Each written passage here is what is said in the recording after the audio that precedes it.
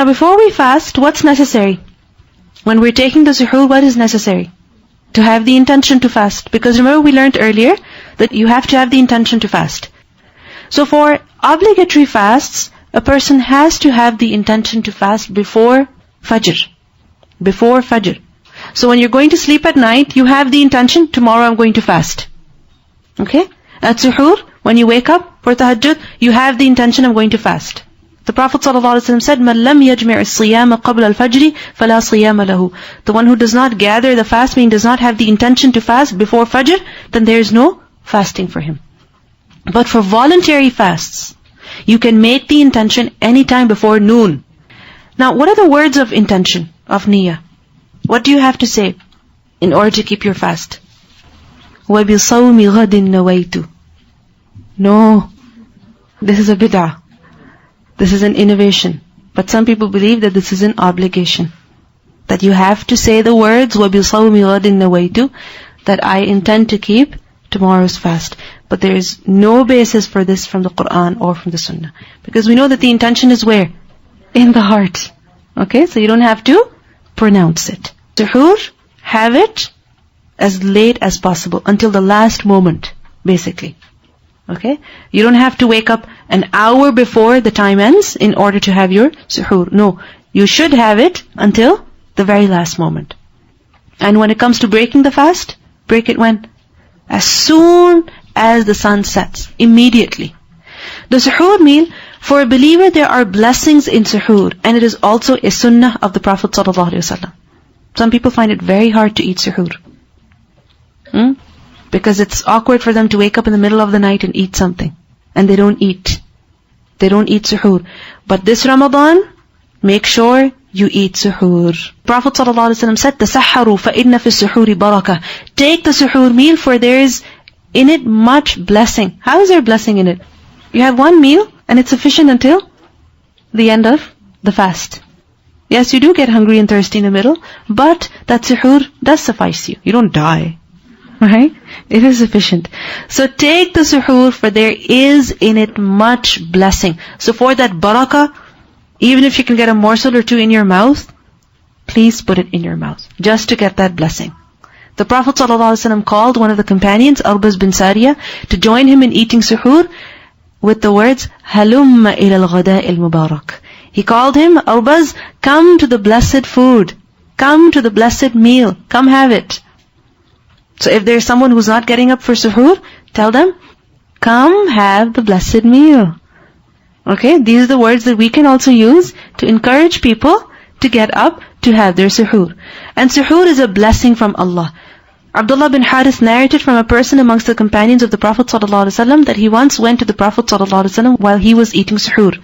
And he said, this suhoor is a blessing that Allah has given you, so do not leave it. فَلَا تَدَعُوهَا.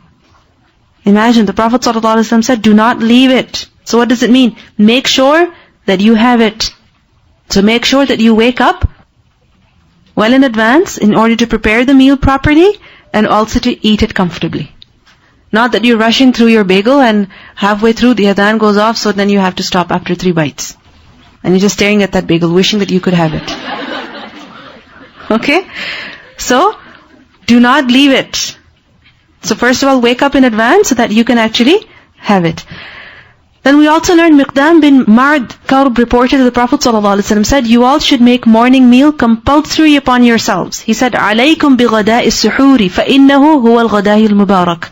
Because indeed it is the blessed food of the morning. So make it compulsory on yourself, which means do not leave it at any cost. So one must have suhoor even if it is a sip of water. You wake up and you realize half a minute left, 1 minute left. So then what should you do? Have a little bit of water at least. But have something. Have something. The Prophet ﷺ said, there is barakah in eating suhoor, so do not leave it, even if one is to drink a sip of water. If that's all you can find, if that's all the time you have that. Mercy descends upon those who eat suhoor.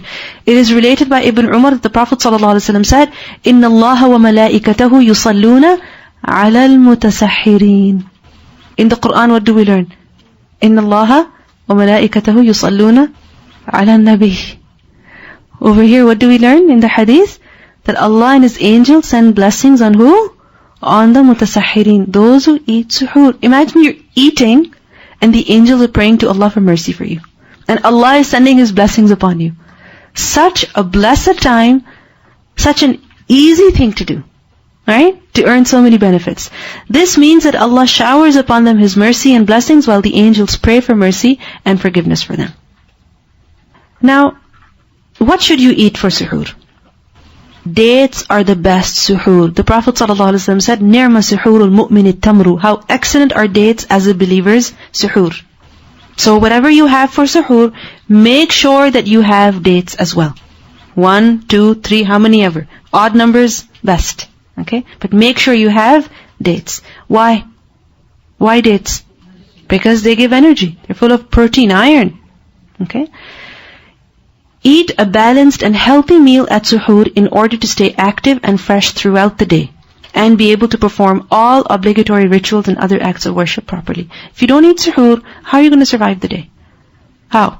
And finally, when you will eat at iftar, your body will crash. How will you stand for qiyam? So make sure that you eat suhoor and you eat good suhoor. What kind of suhoor? Nutritious, balanced, wholesome. Okay?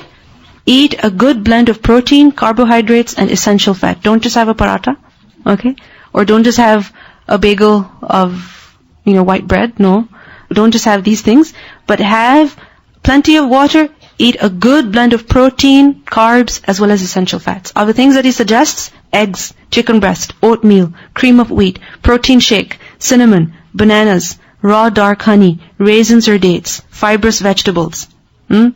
All natural peanut butter for those who can have it. Flaxseed oil, olive oil, plenty of water.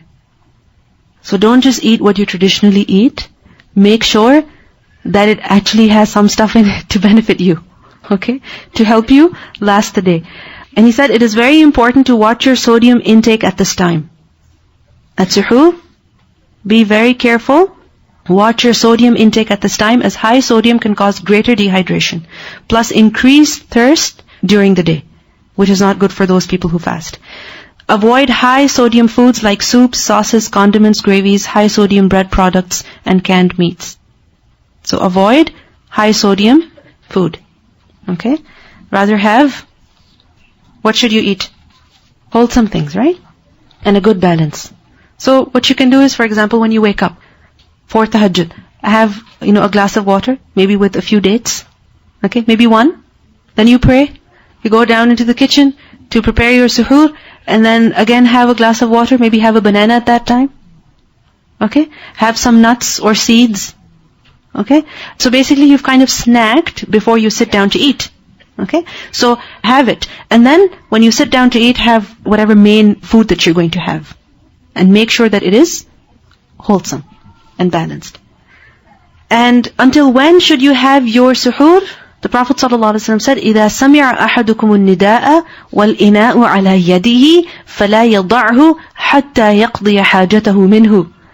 That when you hear the call, meaning the adhan, and the bowl is in your hand, then do not put it down until you fulfill your need from it. So for example, you have the cup in your hand. Let's say it's your tea. That's the last thing that you're having. Alright? And you're sipping from it, and you hear the adhan. And you have that one last sip left. Okay? So don't put it down. Instead, have it quickly, and then put it down. Why? Because all day, you'll have that feeling of, I didn't have my cup of tea. Even though you had most of it, but that last sip, like if you're drinking something and somebody asks you, can I have some of it? And you don't have that feeling of fulfillment. You know what I'm talking about, right? So don't fast with this feeling. Likewise, you're eating and the adhan goes off. So what should you do? Fulfill your need from it.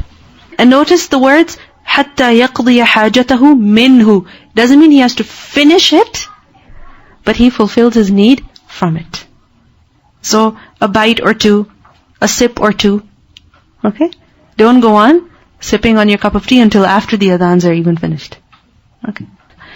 سبحانك اللهم وبحمدك نشهد أن لا إله إلا أنت نستغفرك ونتوب إليك. السلام عليكم ورحمة الله وبركاته.